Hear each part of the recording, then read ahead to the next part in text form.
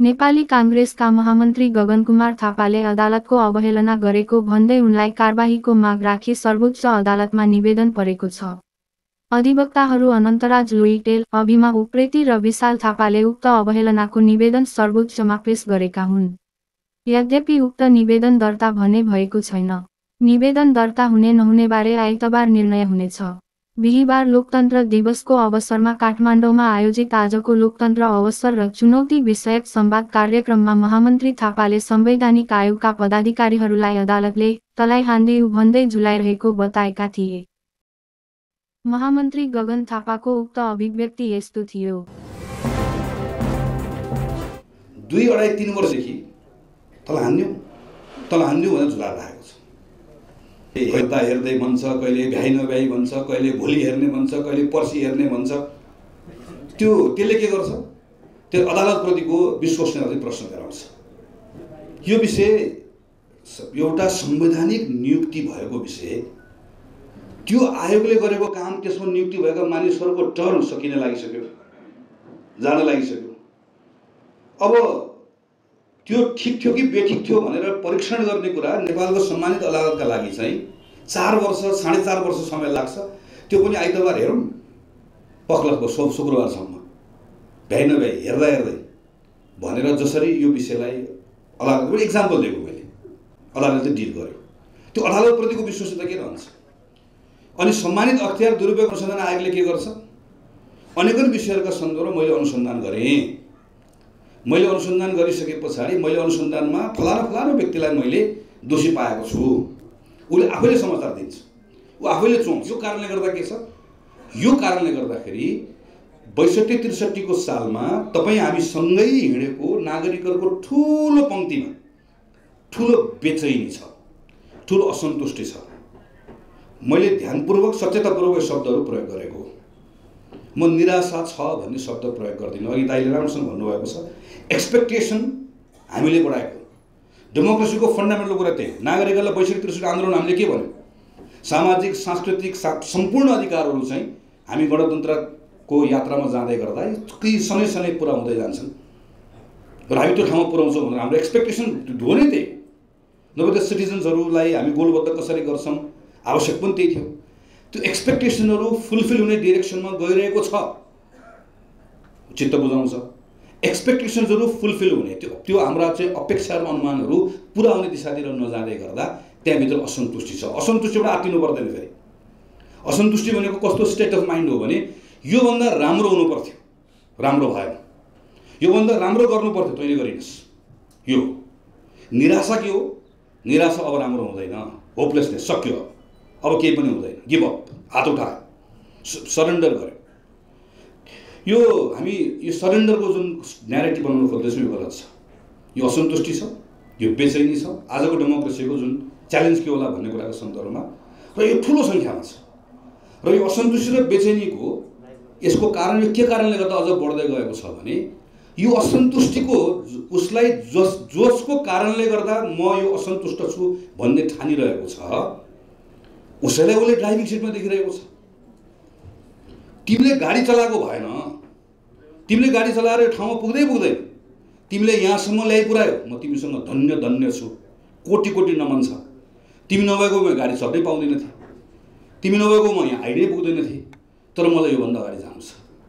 अब यो गाडी तिमीले चलाएर हुँदैन, ऊ भनिरहेको छ। ड्राइभर एउटा आउँछ, फेरिन्छ, अर्को हुँदैन भने ड्राइभर फेरि उही आइपुग्छ, फेरि हल्ला चल्छ, फेरि अर्को उही नै आइपुग्छ। फेरि त्यसले गर्दा ऊ झन् थाकेको छ। यसको कारण के हो भने नेपालको डेमोक्रेसी एउटा विचित्र अवस्था बनेको छ कि हाम्रो राजनीतिक दलभित्र गजब छ। हामी त संविधानले नै तोकिदिएको छ, तिमी चुनाव गर्नुपर्छ, अधिवेशन गर्नुपर्छ, लगातार इलेक्सन्सहरू भइरहेको छ। हाम्रो नेताहरू सबै इलेक्टेड भएर आउनु भएको, हामीहरू पनि इलेक्टेड भएर आएको। तर डेमोक्रेसीमा अर्को कुरा के हुँदो रहेछ भने वैधानिकता र वैधता भनेको दुईटा फरक कुराहरू। हाम्रो शीर्ष नेतृत्व वैधानिक छ, कुनै सन्देह छैन, एकदम वैधानिक छ, कानुनी छ, कानुनी तरिकाले निर्वाचित भएर आएको छ। तर वैध छैन।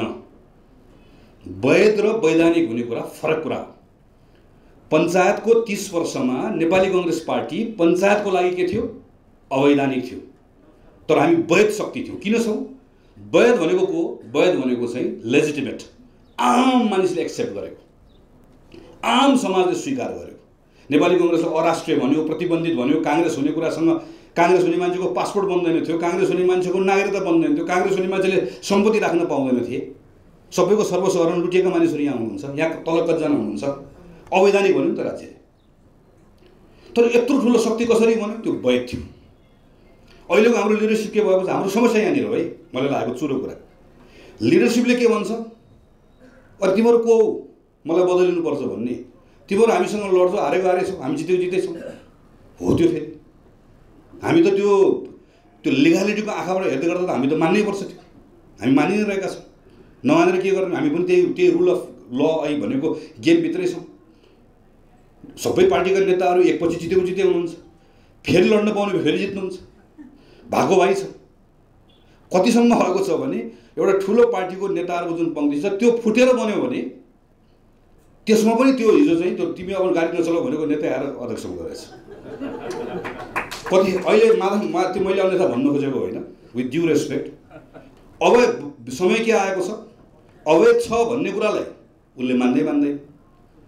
त्यसैले वैधानिक बाटोबाटै नेतृत्व बदल्ने कुरा सायद हाम्रो निम्ति चाहिँ अहिलेको सबभन्दा ठुलो विषय, मुख्य विषय होला। यो बदलिन साथ सबै कुरा बदलिन्छ, जादुको छडी जस्तो हुन्छ, कुरा गलत। किनभने मैले भने मैले थुप्रै समस्याहरू देखाएँ, मैले अदालत भने, अख्तियार भने, यसको अझ लामो छलफल गर्न सकिन्छ, सबै कुरा त्यसकारण बदल्न सकिन्छ भन्ने होइन। तर अघि भनेको जस्तै यो फेरि के हो भने हाम्रा सन्दर्भमा नेसेसरी कन्डिसन र सफिसियन्ट कन्डिसन भनेको जस्तै हाम्रो वैधानिक तर अवैध नेतृत्व बदल्ने कुरा हाम्रो डेमोक्रेसीको अहिले आएको सङ्कटबाट यसलाई बाहिर निकाल्नका निम्ति नेसेसरी कन्डिसन हो, सफिसियन्ट होइन। नेसेसरी चाहिँ यो नबदलिकन अरू माग्रेको कुरा बदल्न सकिन्न। यसलाई बदल्ने आफ्नो विधिहरू छन्, हामी त्यसमा आफ्नो ढङ्गले काम गरिरहेका छौँ। एउटा बाटो यो हो। तर आज हामी सबै नेपाली कांग्रेसका साथीहरू जम्मा भएका छौँ। दाइले सदस्यता नलिए पनि दाइ काङ्ग्रेसै, हामी सबै कांग्रेस परिवारका मानिसहरू छौँ। अब हामीले अलिकति चिन्तन गरेँ, थोरै त्यति गरेर म टुङ्ग्याउँछु कि हामीले नेपाली कांग्रेसको रूपमा चाहिँ एउटा मैले ओभरअल नेपालको नेतृत्वको बारेमा कुराकानी गरेँ, के गर्ने होला भन्ने कुराहरूको सन्दर्भमा हामी राष्ट्रिय पार्टी हेर्नुहोस्, म सबै देशभरि गएर साथीहरूलाई अहिले कुरा बताउने कोसिस गरिरहेको छु। राष्ट्रिय पार्टी भनेको बिपी कोइरालाले यो पार्टी खोल्नु भएको बेलामा त्यो बेलामा चुनावै भएको थिएन। राष्ट्रिय पार्टीको परिभाषा चुनावमा कति प्रतिशत मत ल्यायो भने त्यो पार्टी भने त्यो राष्ट्रिय पार्टी भने आएन। मैले नेपाली कांग्रेस चुनावमा चाहिँ राष्ट्रिय पार्टी हुने मत प्राप्त नगरेको अवस्थामा पनि राष्ट्रिय पार्टी हो, चुनावमा भाग लिन नपाएको बेला पनि राष्ट्रिय पार्टी हो, चुनावमा लार्जेस्ट पार्टी भयो वा चुनावमा सानो पार्टी भएर होइन। हाम्रो जिम्मेवारीको कुरा गरेको, हाम्रो भूमिकाको कुरा गरेको, हामी यो सोसाइटीको को हो भन्ने कुरा गरेको, हाम्रो काम के हो भन्ने कुरा गरेको। यो बेलामा यो असन्तुष्ट र बेचैन भएको नेपाली समाजलाई आश्वस्त पार्ने यो राष्ट्रिय शक्तिको जिम्मेवारी हो, हामीले सम्हाल्नुपर्छ। हामी उत्तेजनामा आएर पनि हुँदैन, हामीले भड्काउवादी कुरा गरेर पनि हुँदैन, हामीले एकदम यो नैराश्यताको कथा भनेर पनि हुँदैन, हामी भागेर पनि हुँदैन। हामी डट्नुपर्छ, हामीले सामना गर्नुपर्छ, हामीले संवाद गर्नुपर्छ, हामीले आश्वस्त गर्नुपर्छ, हामीले भरोसा दिलाउनुपर्छ। अघि मैले समस्याको कुराहरू गरेँ, हामीले समाधान पनि दिनुपर्छ। हामी नेपाली कांग्रेस पार्टी आज हाम्रो बाध्यता छन्, हामी एक्लै छैनौँ, हामी सरकारमा छौँ, कतिपय हामीले कम्प्रोमाइजहरू गरेका छौँ, तर आधारभूत कुरामा हामी कम्प्रोमाइज गर्दैनौँ, हामीले भन्न सक्नुपर्छ।